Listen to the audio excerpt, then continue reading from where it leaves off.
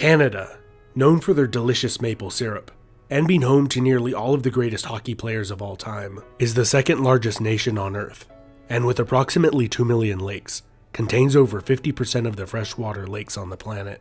For many thousands of years, this region was populated with many indigenous tribes of hardy people, capable of overcoming the severe and lengthy winters, thriving and developing unique cultures. The first non-native people to settle in Canada, and the New World in general that we know of for sure, were the Vikings. They built a settlement in Newfoundland around 1000 AD. It is unclear for exactly how long this settlement was occupied for, or if there was more, but ultimately it was either abandoned, pillaged, or its inhabitants succumbed to disease, or assimilated into the local population. But theories abound. Nearly 500 years later, in 1497, the Italian explorer Giovanni Capoto was the first European to explore North America's coast, claiming it for the English crown. Shortly after, the Spanish and the Portuguese would do the same, but remained uncolonized for several decades, with only a few seasonal Portuguese and Basque fishing outposts built, until the French arrived. Jacques Cartier claiming the land for France in 1534. He named the gulf and river after St. Lawrence's feast day on which he arrived. The French called the territory around the river Canada, after the native word for settlement. After several failed attempts at permanent settlement succumbed to starvation and disease, the cities of Quebec and Port Royal were successfully established. By 1670, the English colonies in the south had expanded, and new settlements were established in Newfoundland and south of the Hudson Bay.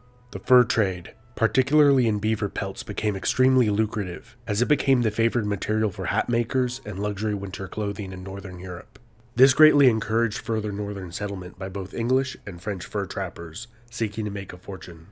The French and the English did not peacefully coexist, with the French temporarily taking much of the territory around the Hudson Bay during the lengthy period known as the Beaver Wars. Not only the Europeans became wealthy and influential from the trade in beaver pelts. The Iroquois Confederation of 6 powerful tribes, armed with European firearms, initially allied with Dutch merchants, and then the English, to aggressively attack the French, and most other Indian tribes in the region to obtain more furs. Many of these tribes banded together with the French to halt Iroquois expansion. Peace was negotiated after 72 years of fighting, and many, mostly Indian lives lost. And little territorial change. The region of New France was comprised of several colonies. Canada and Louisiana were the largest, along with the smaller Plaisance and Acadia, which the British Empire obtained from the French in the Treaty of Utrecht in 1713 in a complicated agreement concerning the War of Spanish Succession. France also recognized the legitimacy of the Hudson Bay Company's claim over Rupert's Land. Interestingly, the Hudson Bay Company is still in existence today, primarily as owners of a retail store chain, bearing their name. Despite their larger territory, the French increasingly became outnumbered by the rapidly growing British colonies surrounding them, by a margin of 10-1 by the time the next major conflict between the two occurred. During the 7 Years' War, or the French and Indian War, as it has become known in much of North America, French-speaking Acadians were deported far from the Canadian borderlands, some of whom formed the basis of much of the Cajun population of modern-day Louisiana and New Orleans. Both English and French empires sent thousands of regular infantry to North America during the war, supported by local militias and Indian tribes. The greatly outnumbered French relied heavily on Indian allies and fought the British to a standstill early in the war, until the British successfully besieged the cities of Quebec and Montreal. Despite the French later defeating the British in a pitched battle, they failed to retake their capital city. In the treaty that ended the war soon after, France ceded Canada to Britain, while giving Louisiana territory to her ally, Spain. It is important to note at this time much of North America's non-coastal areas were still largely unpopulated, with many of the native tribes heavily depleted through warfare and invasive diseases from which they had little immunity. With a population of approximately 3 million, the American colonies waged a successful rebellion against the British Crown. A little over a decade later, the Americans attempted and failed to take Quebec, which remained loyal to Great Britain. After the war, many British loyalists moved north into Canada. During the following War of 1812, both British and American armies launched several failed invasions of each other's territory, ending in military stalemate, and the status quo was maintained. The treaties following the war established a more formalized border between the two nations. Despite the Canadians' desire not to join their American neighbors to the south, movements for self-rule increasingly grew among the Canadian lower and middle classes, culminating in the rebellions of 1837 and 38 that were severely dealt with and crushed, and saw the short-lived Republic of Canada established by William Lloyd Mackenzie. Despite the Republic's short-lived lifespan and diminutive size, widespread public support, not only from many Canadians, both French and English-speaking, but also from Americans to the south, spurred Great Britain's government to make major concessions in the rebellion's aftermath. The Act of Union in 1840 united Upper and Lower Canada into the new province of Canada, and the granting of responsible government soon after allowed for a far greater degree of self-rule to be exercised by the elected representatives of the people. In 1846, the disputed Oregon Territory was peaceably divided between Great Britain and the United States, pretty much by drawing a straight line and giving Vancouver Island to Canada. Throughout the 19th century, a massive boom in the logging industry fueled large waves of immigration to Canada, gradually replacing the fur trade as Canada's most lucrative industry. In 1867, the British North America Act, or more commonly called the Constitution Act today, established Canada as a self-governing democracy with Ottawa as its capital city. To the west, the Hudson's Bay Company negotiated the sale of Rupert's Land to the newly formed Canadian government.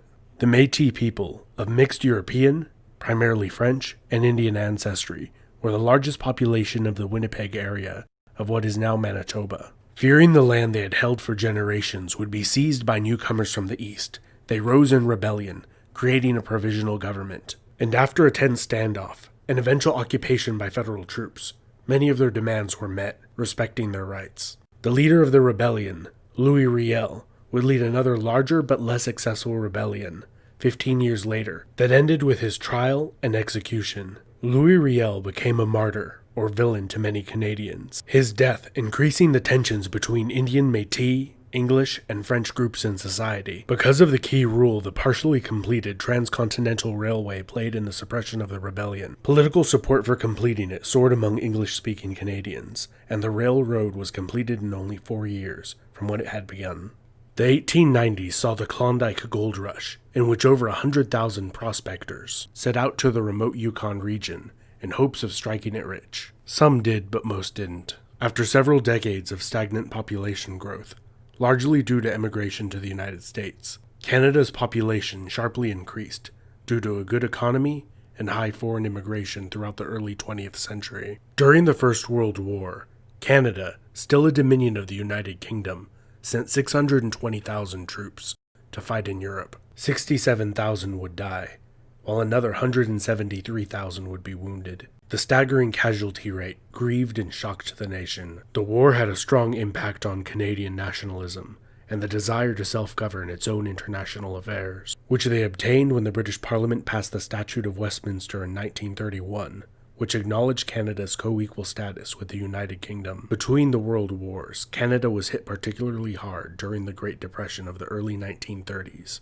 with unemployment rates reaching 25%, and many men living in unemployment relief camps. During the Second World War, over 1.1 million Canadians served in that brutal conflict that left nearly 100,000 of them dead or wounded. In 1949, Newfoundland became the last Canadian province to incorporate. In 1965, Canada adopted its current flag. Here's a selection of some of the other national flags that were proposed. Let me know in the comments of which one do you think looks best. In 1982, the Canada Act passed the Parliament of the United Kingdom and was ratified by the Queen, granting Canada the right to create their own constitution, which they promptly did. Still recognizing the constitutional monarchy in a mostly ceremonial rule, the new constitution abolished the British Parliament's remnants of influence over Canada. Canada is now a nation of over 36 million people, where over 20% speak French as a first language, and has the 10th largest economy in the world. The province of Quebec has maintained a strong French influence over the centuries, and has on 2 occasions voted in referendums to decide whether Quebec should proclaim national sovereignty and become an independent country. In 1995, it very nearly did not pass, with secession still being an issue till this day. This has been Epimetheus.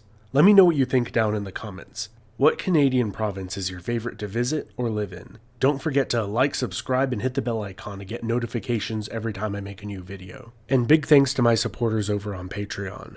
that help me keep making content like this. Thank you so much for watching till the end of the video.